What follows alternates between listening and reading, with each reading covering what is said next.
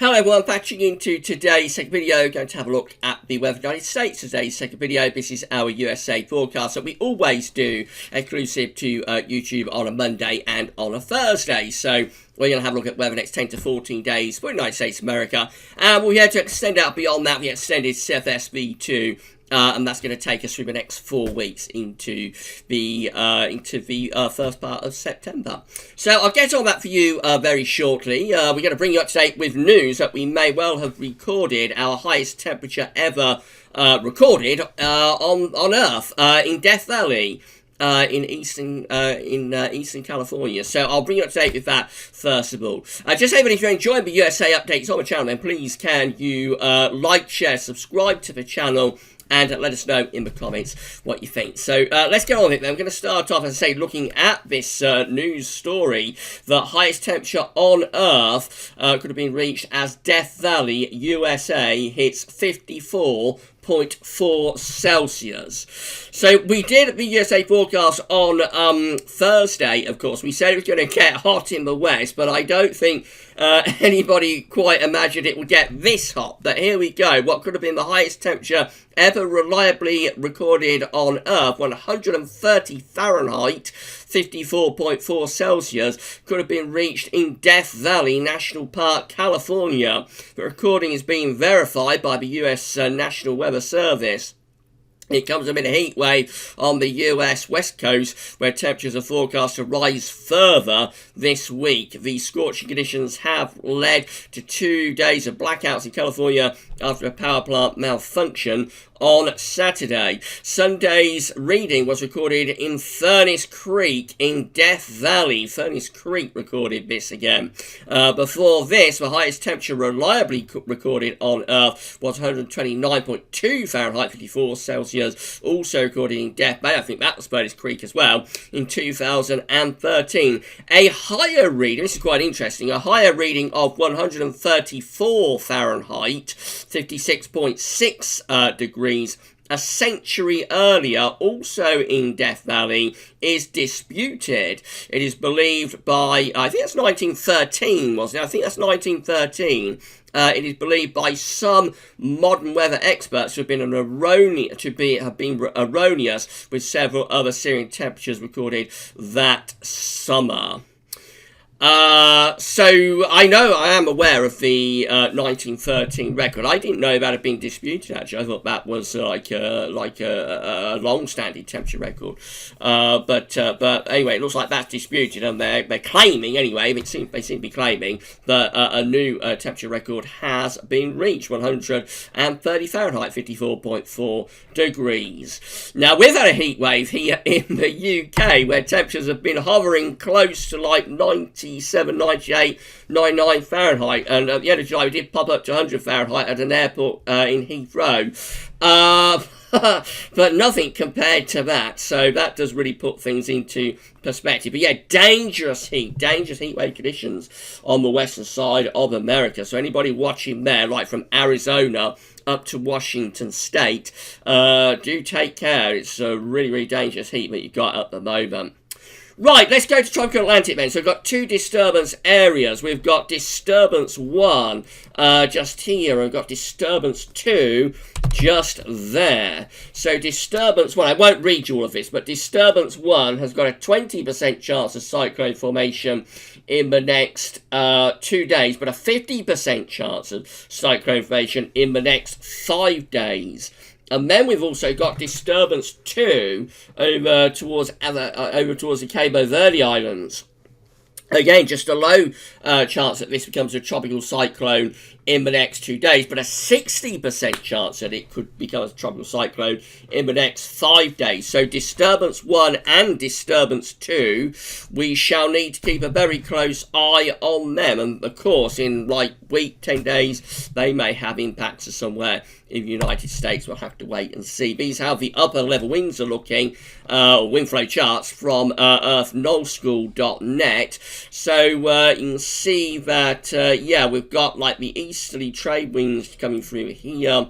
Got southerlies coming through there. Looks like we could have a convergence area setting up just here. That could be an indication that the tropics are about to become very, very active.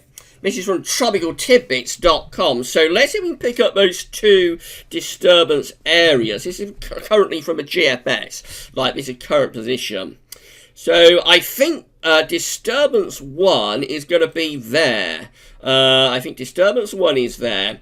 Disturbance 2, you'll think that's disturbance 2, but I think actually disturbance 2 is probably there, maybe. But anyway, let's run through and see what happens with disturbance 1 and disturbance 2. So here we go. Again, this is the GFS run. So disturbance 1, where is disturbance 1 going to be? So I think disturbance 1, this takes us through 72 hours out. So this is going to like midweek. I think by then disturbance 1 is just there, that low pressure just there. And disturbance 2 is that area of low pressure just there. They look like they're just disturbance areas still at this point. Let's see if they develop into anything. So running on into the second half of the coming week, and now they both look like they're becoming a little bit more significant. Disturbance 1 by this point is over here, heading over towards the Gulf of Mexico. Disturbance 2 is beginning to move in towards the Caribbean. Just there. Do these whip themselves up? Let's see what happens. So we're coming through to the end of the week. So this is like taking us into the weekend on into the early part of next week, probably. And disturbance 1 then is in the Gulf of Mexico, just here. It doesn't look too significant. Disturbance 2, though, does look a little bit more significant. That, at this point, this is a tropical storm, at the very least, I think, coming through the Caribbean. So disturbance 1 doesn't look like GFS doing a great deal with disturbance 1, but it probably does make a tropical storm, but it's not really winding it up. But this is disturbance 2, and this one does look quite significant now. It's over a week away, though, so don't take this too literally, the track of it. But definitely disturbance 2 looks like it's developing, to me, that looks like it could be developing into a hurricane, actually. And it's moving into the Gulf of Mexico as a very significant area of low pressure. There it is, like moving up towards day 10, which is going to be around the 27th of August. That in the Gulf of Mexico does look like a very, very significant area of low pressure there. That looks like it's a hurricane to me. Could just be a tropical storm, but to me that looks like a hurricane in the Gulf of Mexico from disturbance 2. And moving on to the coast of Texas, potentially, as we go just a little bit beyond day 10. That looks like it's giving a direct hit to the Gulf Coast of Texas. So we shall see what happens after that. We'll see what happens over the coming days, you know, with this. There are other disturbance areas here as well, not being developed into anything at this point, but of course those sort of clusters of thunderstorms could develop further. I think we're going to a more active phase. I think we're going into a more active phase in the tropical Atlantic over the next week or two. So we shall see, of course, how that all plays itself out. Looking more widely across America, these are the 500 millibar height anomaly flow charts, Penn State University, for the next week to 10 days, with the ECMWF on the left, the GFS on the right. So 500 millibars in there, that's high pressure, low pressure, have been moved around by the jet stream. Red and orange extrapolates high pressure, blue to low pressure. You can see that with what I'm talking about, with the ECMWF, we have got this ridge of above average height still across western parts of America. That's what's producing a heat wave, of course, up west coast. That's producing this tremendous and searing heat wave up west coast. The ECM is keeping that going actually into the 7 to 10 day time frame to some degree, with a ridge over there in the west. This trough of low pressure up towards the Great Lakes probably brings some cooler air out of Canada into northern and east parts of America. The GFS looks less intense with the high pressure on the west coast, and it has a deeper trough up towards the Great Lakes into Canada, Great Lakes, like trough low pressure from Canada through the Great Lakes into the US. So that looks a little bit cooler and a little bit more unsettled as well.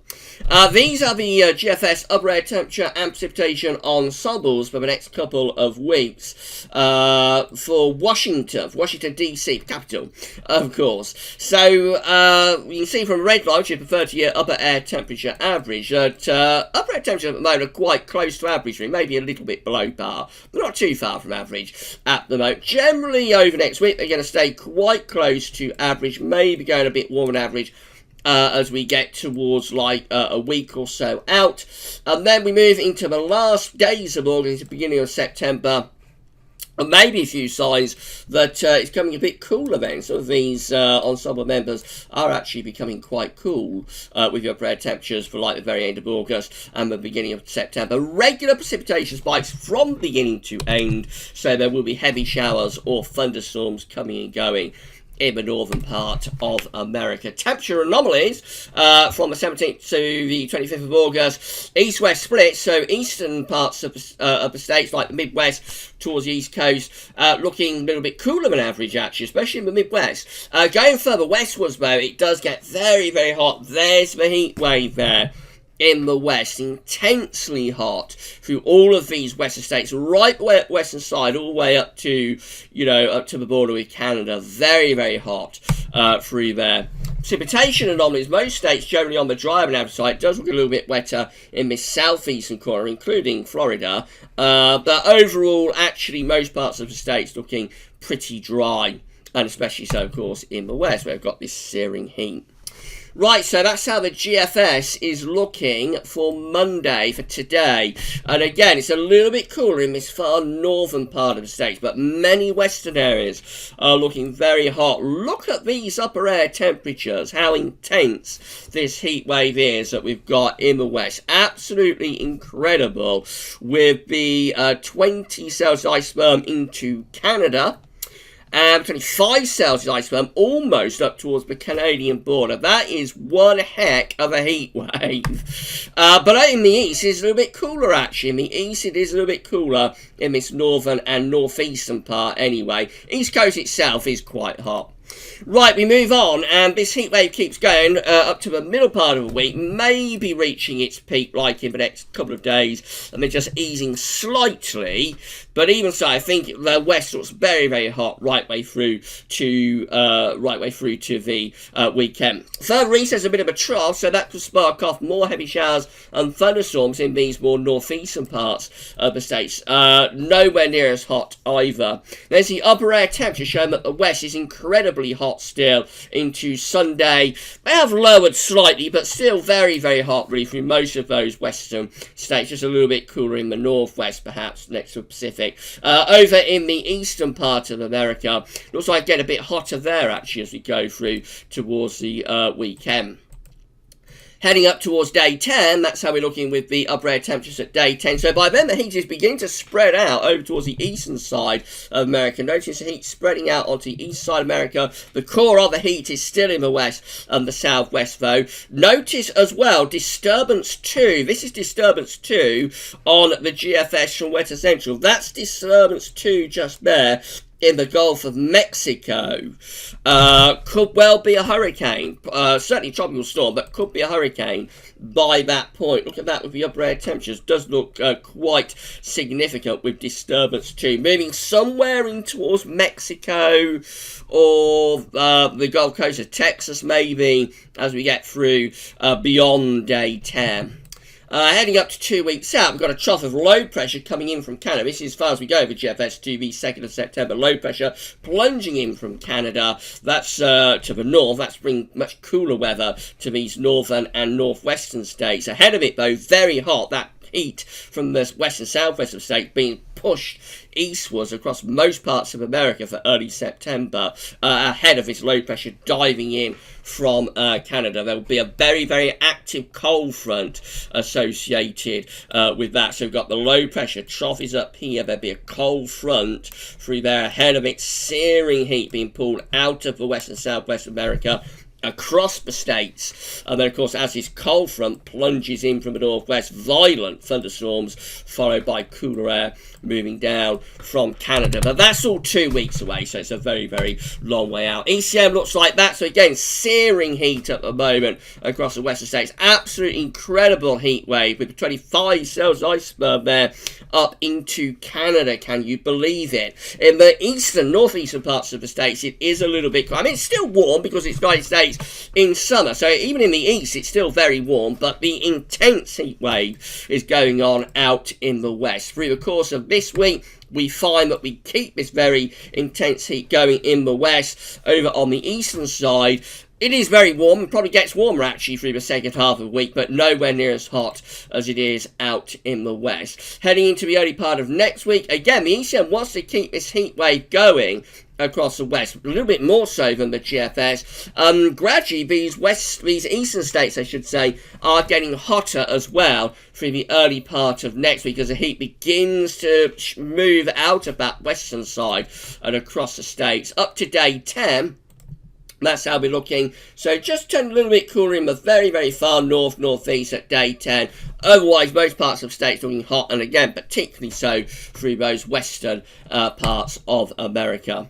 CFSV2, finally, these are 500 millibar heights broken down into week periods. The first weekly period takes us from the 17th to 23rd of August. So the coming week has this ridge in the west, and that's what's producing the heat wave. Trough of low pressure in the east, so obviously it is a little bit cooler and rather more unsettled across eastern parts of the states, but it's still very warm there. There's a risk of thunderstorms. Out in the west, very, very hot in the west. Week 2, 24th to 30th of August. Bit of a change. Low pressure coming into the northwest, but ridge moving eastwards. So, again, this could just start to push the heat that bit further eastwards, maybe, and start to bring some slightly cooler air into the northwest, perhaps, and also with some thunder. Week 3 is going to be the 31st of August to the 6th of September. Ridge of high pressure across many northern states. Jets can go northwards. That could bring hot weather to many parts of America, actually, for start of September. And then week 4 is going to be the 7th to the 13th of September. A ridge out in the northwest then. So again, that could bring some hotter weather to western parts of the states. Maybe a trough through here with a jet stream moving southwards. That could bring something a little bit cooler down to more southern and eastern parts of America. Temperatures looking like this. So of course, got this searing heat in the west for week 1, 17th to 23rd of August. Extraordinarily hot, off the scale hot in the west and northwest of the states. A lot cooler through those midwestern and eastern states.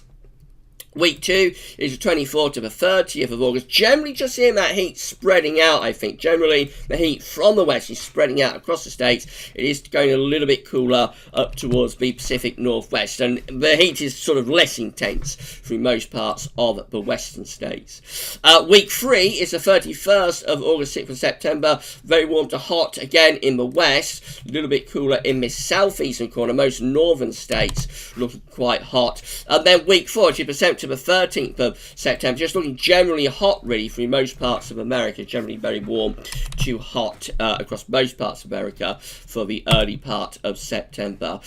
Rainfall wise, we look like this, so actually quite dry over on the eastern side of America, quite dry there, and out to the west, so for those western areas, near normal the precipitation. That'll be very dry, of course, due to the time of the year. So that's kind of like climatology.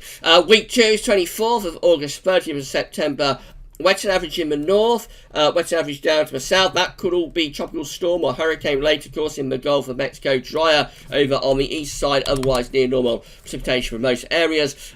Week 3 is the 31st of August, 6th of September. Wetter than average in the east and the southeast. A little bit drier up in the north. And then finally, week 4 is the 7th to the 13th of September. Generally quite dry for those northern states and in the east too. A little bit wetter down towards those southern and southeastern states. The story at the moment is definitely the heat. The storyline at the moment is definitely a heat wave in the western part of the states. Probably tend to see that spread out a little bit across America as we go through towards the end of August into the beginning of September, and things cool down, become less intensely hot, I suppose, out in the western part of America. But yeah, incredible heat. And then, of course, we've got to watch out what's going on with these disturbance areas. Disturbance 2 could well form a tropical storm, maybe a hurricane in the Gulf of Mexico sometime in around a week or 10 days' time. Disturbance 1 might ramp up as well. So a lot going on, a lot to keep an eye on.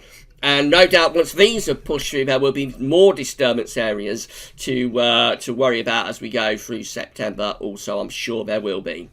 Right, so we shall be back on Thursday with the next USA update. If you enjoyed this broadcast for the United States, then please give us a like on the video. Let us know in the comments what you think. Make sure you subscribe to the channel, and you'll be notified then when we release these USA updates on a Monday and also on a Thursday too. That's all for now, and thanks for watching.